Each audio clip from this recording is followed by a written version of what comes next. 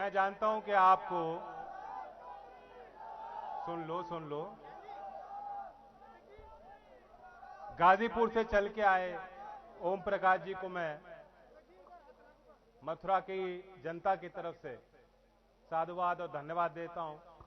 गाजीपुर जिला मैं तो गया हूं, कुछ आप में से भी कभी गए होंगे, और आप देखेंगे हर घर में चौई साहब की तस्वीर आज भी लग रही है। तो वो चौई साहब की कर्मभूमि, ये भी चौई साहब की कर्मभूमि, वहां भी किसान रहते हैं। बात कितना हल्ला काट रहे हो आप? हल्ला मत काटो, प्यार से प्यार से।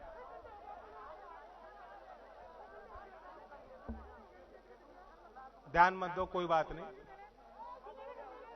नाराजगी सब में है आजकल, सब लोग नाराज हैं, किसान भी नाराज हैं, पत्रकार भी नाराज हैं। मैं ओम प्रकाश जी को जो गाजीपुर से चल के आए, उन्हें यह भी बताना चाहता हूं, वैसे उन्हें जानकारी होगी, वो चौई साहब का नाम भी ले रहे थे। चौधरी चरण सिंह जी ने देश में पहले पुलिस आयोग का गठन किया।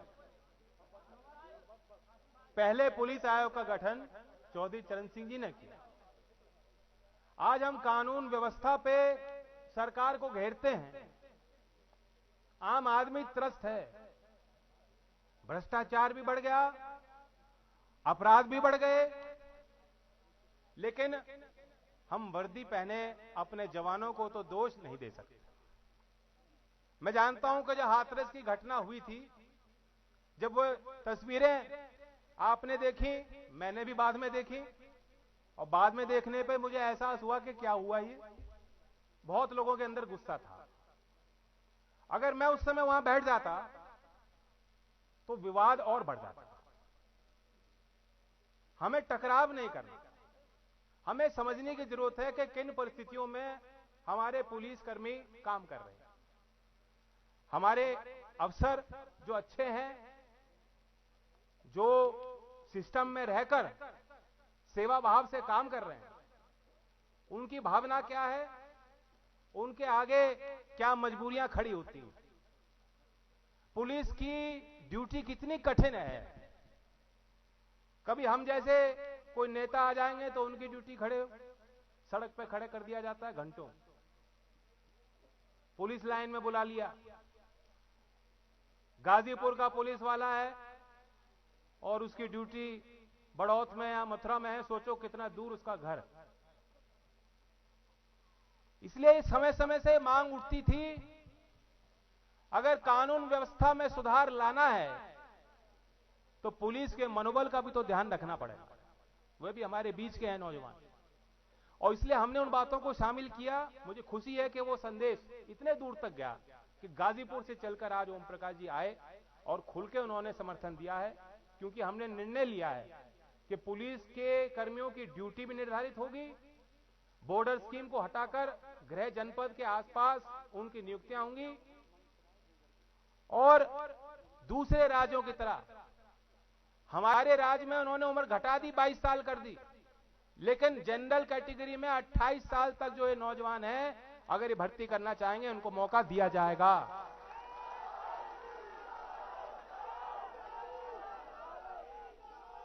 मैं आज सीधा मुद्दे की बात करूंगा, दाएं बाएं की बात नहीं करूंगा, क्योंकि ये मेरा घर है। मैं आपसे भली भांति परिचित हूं। यहां सभा में जो नीचे बैठे हैं, जो पगड़ी वाले टोपी वाले हैं, आप में से तो 90% को मैं जानता हूं, पहचानता हूं। लेकिन खुशी है कि आज नए लोग भी आए, नौजवान भी इस सभा में आए हैं। लेकिन मुझे कोई भूमिका बनाने की जरूरत नहीं। मेरे मन में क्या बात है, किस चीज को लेकर हमें प्रयास करने हैं, आप भली भांति जानते हैं। तो इसलिए मैं सीधा मुद्दे की बात करूंगा। देश में कई चुनाव आपने देख लिए, आखिर में जनता बाद में एहसास होता है, हमें बाद में ही पता लगता है कि हमने तो चुनाव खो दिया। चुनाव के वक्त भावना कुछ और होती है, मतदान केंद्र में पहुंचते पहुंचते बात कुछ और हो जाती है, और बक्से खुलने पे जब नतीजा आता है तो बात कुछ और ही हो जाती है। इसलिए हमने सोचा कि मुद्दों की चर्चा पहले करूं। चुनावी अभियान शुरू नहीं हुआ, उम्मीदवारों की कहीं घोषणा नहीं है, लेकिन अपना घोषणा पत्र लेकर मैं आज आपके बीच आ रहा हूं। अभी फतेहपुर सीकरी से चल के आ रहा हूं, जो वहां भी एक नई घोषणा मैंने की, और यहां भी लोक संकल्प 2022 में जो हमने संकल्प लिए उत्तर प्रदेश की तकदीर और तस्वीर बदलने के लिए, उसमें से एक महत्वपूर्ण घोषणा मथुरा की इस कर्मभूमि से करूंगा। ये स्थल, ये धरती ऐसी है कि जब आप कुछ बात मान लेते हो, गांठ बांध लेते हो, तो करके ही दिखाते हो, रुकते नहीं। 12 साल पहले भूमि अधिग्रहण कानून को बदलने के लिए व्यापक आंदोलन हुआ, उसकी चिंगारी भी यहां से थी। उस समय सरकार ने खूब रोकने की कोशिश की। 12 साल पहले यहीं इसी मैदान में आपने बड़ी पंचायत करके फैसला लिया। हम सबको रोकने की कोशिश की थी। उस समय सरकार ने भय का माहौल बनाने की कोशिश की थी, लेकिन ना आप रुके ना मैं रुका। फिर टप्पल में मुझे ध्यान है, मुझे तो दिल्ली से ही घेराबंदी उन्होंने, सरकार ने लगा दी थे पुलिस वाले। कैसे कैसे धोखा देके भेष बदलकर मैं पहुंचा था वहां। आज भी किसान का संकट था, जो हमारा भाई नरदेव गा रहा था। लखीमपुर की तो घटना थी, लेकिन उसके बाद आप सोचिए कि जो उन किसानों की 13वीं थी अंतिम अरदास, उस कार्यक्रम में भी जब मैं बरेली से मेरा हवाई जहाज उतरा, मैं निकल के आया, देखा कि वहीं सारी पुलिस और पीएसी तक लगा रखी थी कि मुझे रोक के रखे। लेकिन मेरा काम रुकने का तो नहीं है, मैं गया और ना आप रुकोगे ना हम रुकेंगे। ये जो विकास का रथ चल पड़ा है, अगली सरकार ऐसी होगी जिसमें खजाने की चाबी प्रदेश के किसान और प्रदेश के नौजवानों के हाथ में होगी। आज वो पैसा लुटाया जा रहा है, प्रचार में खर्च किया जा रहा है, कोई अंत नहीं। एक बेंगलोर के वकील हैं शिशिर, जुलाई में उन्होंने देखा कि बेंगलोर एयरपोर्ट पे वो निकले और योगी जी की इतनी बड़ी होर्डिंग लगी हुई थी, उसमें लिखा था यूपी नंबर 1। उन्होंने ट्वीट कर दिया कि ये क्या कर्नाटक से उत्तर प्रदेश का चुनाव अभियान शुरू हो रहा है क्या। यूपी के अधिकारियों ने उनके ट्वीट पे उनको जवाब देना शुरू कर दिया कि आप पे कार्रवाई होगी और झूठ लिख रहे हैं। फिर उन्होंने वीडियो बना के दिखा दिया कि देखो योगी जी की होर्डिंग यहां लगे। अब आप और हमें सोचना चाहिए वो होर्डिंग कैसे लग रही है। बीजेपी का पैसा नहीं लग रहा उसमें कि कार्यकर्ताओं ने कुछ लगा दिया हो, खुद लगा दिया हो, ऐसा नहीं है। वो सरकार के पैसे से होर्डिंग लग रही है, कर्नाटक में लग रही है। उससे क्या साबित हो रहा है, आपको क्या मिल रहा है? यूपी किस चीज में नंबर 1 है? क्राइम में नंबर 1 है, बेरोजगारी में नंबर 1 है। यूपी के सत्ताधारी झूठ बोलने में नंबर 1 है। सत्ता हासिल करने के लिए झूठ बोला और अब दिखावा कर रहे हैं कि हमने इतना कुछ कर दिया। अब तो सोने और चांदी की खेती कर रहे हैं। धान की फसल को नुकसान हुआ, खाद की किल्लत है। ललितपुर जिला बुंदेलखंड का बहुत पिछड़ा क्षेत्र है। लाया का नुकसान बारिश से हुआ। ठीक है भाई, ललितपुर जिला, आज अखबार में आपने देखा होगा, खबर आई है, 3 दिन से किसान खाद के लिए लाइन में खड़ा था, उसकी तबीयत बिगड़ गई, उसका देहांत हो गया। एक और किसान उसी जिले का, ललितपुर का, आत्महत्या कर ली, उसे खाद नहीं मिला। बहुत पिछड़ा क्षेत्र है। यहां तो आप पे गंगा का पानी भी आ रहा है, जमुना नदी साथ चल रही है, वहां तो ये भी संसाधन नहीं। बुंदेलखंड में सूखा रहता है, 2-2, 3-3 साल सूखा आता है, अकाल आता है। किसान की बेहद दुखद परिस्थितियां हैं। अभी आपके धान और लाया को नुकसान हुआ, बारिश से नहीं हुआ? क्या सर्वेक्षण करने कोई बीमा कंपनी या सरकारी कोई अधिकारी आए?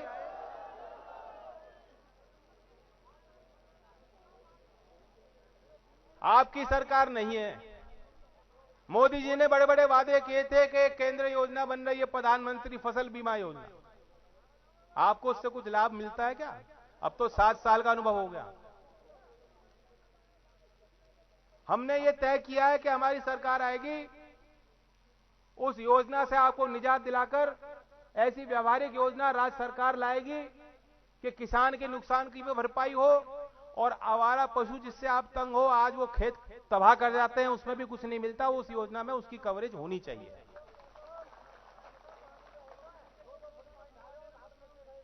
मैं अभी आगरा में कुछ घोषणा करके आया हूं।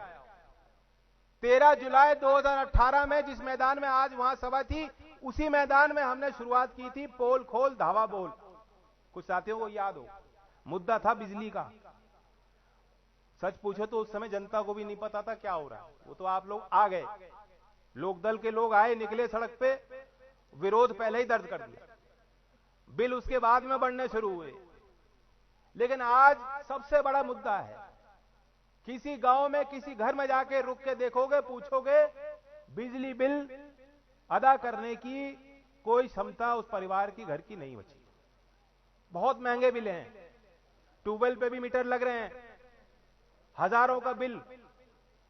जो काश्तकार है, जो मजदूरी कर रहा है, वो कैसे चुकाएगा? इसलिए हमने फैसला लिया, आगरा की उस धरती से मैं दोहरा रहा हूं उस बात को, हमने निर्णय लिया। और जब हम विपक्ष में थे, उस बात को लेकर अगर सड़क में थे, तो जब सरकार बनेगी तो स्वाभाविक है कि उपभोक्ता का हम ख्याल रखेंगे। हमने नारा दिया है, किसान और बुनकर का पुराना बिल माफ और आगे की दर हाफ। मेरे साथ एक बार फिर बोलो, पुराना बिल माफ, अगली दर। और अब यहां से मैं कोई नई घोषणा करना चाहता हूं, और मैं ऐसी कोई मनगढ़ंत बात नहीं कह रहा। हिसाब लगाकर इस बात को हमने समझा है, पूरा प्लान बनाया है, योजना है और पूरा लेखा जोखा हिसाब है। हमने तय किया है कि हमारी सरकार बनेगी, 1 करोड़ नौजवानों को हम नौकरी देने का काम करेंगे। जयंत चौधरी असंभव नहीं है। जयंत चौधरी 6 महीने के अंदर जो लंबित भर्तियां हैं स्वास्थ्य विभाग में, शिक्षा विभाग में, पुलिस विभाग में, 6 महीने के अंदर पारदर्शी तरीके से उन भर्तियों को पूरा करेंगे। मोदी जी तो सारी सरकारी उपकरण को कंपनियों को बेच रहे हैं, बंद कर रहे हैं।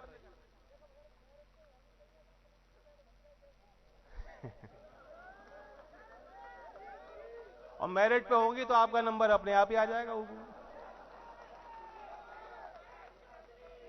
मोदी जी पीएसयू को बेच रहे हैं। हम एक नई सरकारी कंपनी उपकरण की घोषणा करते हैं। आप देखते हैं कि हमारे गांव के बच्चे 10th पास भी हों और आगे की पढ़ाई ना भी की हो, दौड़ तो तेज लेते हैं और शरीर बढ़िया है इनके। प्राइवेट कंपनियां जो एजेंसी बनाकर सिक्योरिटी देती हैं, गुड़गांव की कंपनी को, नोएडा की कंपनी को, सरकारी कंपनियों को, वह काम सरकार की कंपनी भी कर सकती है। और इसलिए हमने सोचा एक नए पीएसयू का हम गठन करेंगे जो सिक्योरिटी प्रोवाइड करेगी, सिक्योरिटी एजेंसी रखेगी, गांव-गांव के इन बच्चों को रोजगार दे सकती है। मैं तो एक उदाहरण दे रहा हूं, जयंत चौधरी मैं एक उदाहरण दे रहा हूं कि एक क्षेत्र में कितना रोजगार आप पैदा कर सकते हो। कृषि आधारित उद्योग को आप बढ़ावा दे दोगे, कुटीर उद्योग को बढ़ावा दे दोगे, बहुत नौकरी वहां से निकलेंगी। हमने लक्ष्य रखा है कि 5 साल में 25,000 करोड़ का निवेश फूड प्रोसेसिंग इंडस्ट्री में होगा। जो आलू से चिप्स बनाते हैं उद्योग, जो चावल से मिथेनॉल बना सकते हैं, उस उद्योग को बढ़ावा देने की जरूरत है। और मैं इससे पहले जो दूसरी सभाओं में बात कह चुका हूं, वो खबर तो उड़ते उड़ते आप तक आ गई होगी, मैं फिर भी दोहरा देता हूं, जिनके घर में अखबार नहीं आता।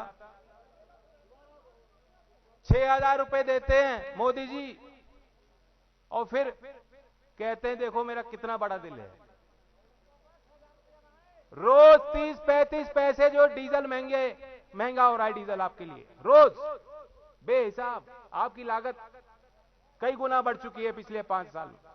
खाद के कट्टे की हम बात खाद की कर रहे थे, कट्टे में पीछे से हटा दिए 5 किलो। बिजली महंगी है। तो मैं आपको कहना चाहता हूं 6,000 रुपए में कोई भरपाई हो रही क्या? कोई खर्चे निकल रहे हैं आप? 23 दिसंबर चौधरी चरण सिंह जी की जयंती है। केंद्र की सरकार तो 6,000 देती है, एक मुश्त हम आपको देंगे ताकि हर किसान को 12,000 रुपए सालाना मिले। और जो सीमांत और लघु किसान है, जो लघु किसान है उन्हें 15,000 रुपए की घोषणा है, 15,000 रुपए।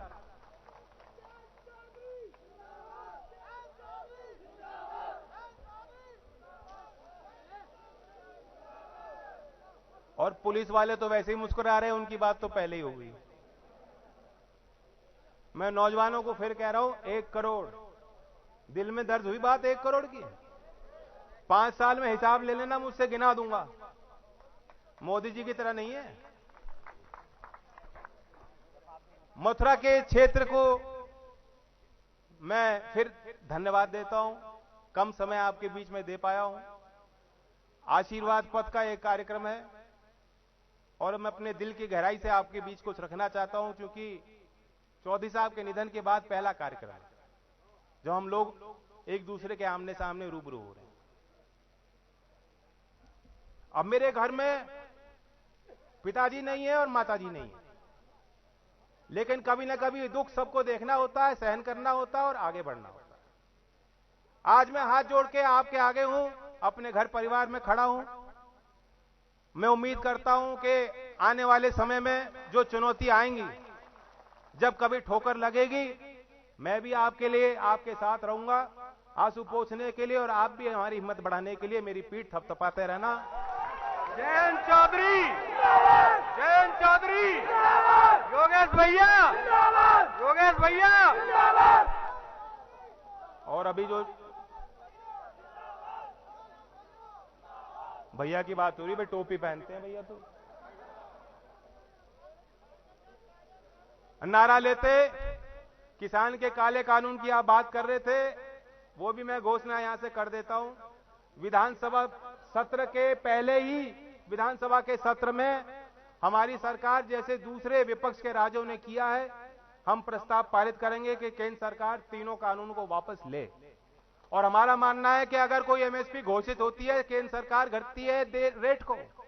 आज रेट नहीं मिल रहा, धान 1100-1200 बिक रहा है, बाजरे का सरकारी रेट बहुत ज्यादा है, आधा मिलता, आधा भी नसीब नहीं होता। तो अगर कोई सरकार एमएसपी घोषित करती है तो सरकार की जिम्मेदारी बनती है कि किसान जब मंडी में जाए उन्हें न्यूनतम समर्थन मूल्य मिलना चाहिए।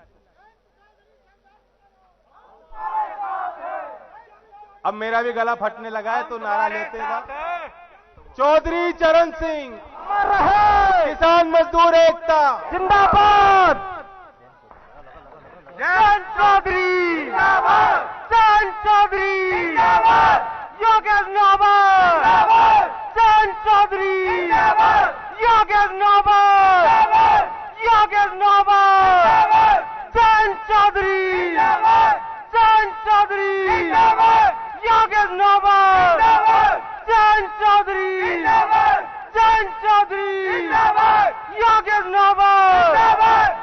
हेलो हेलो, हमारे मदन प्रधान जी मनसराय गोवर्धन से आपने भी 500 रुपए हमारी टीम को दिए, आपका भी बहुत बहुत धन्यवाद। आए हुए सभी भाई बहनों का हम दिल से धन्यवाद करते हैं, बहुत बहुत धन्यवाद।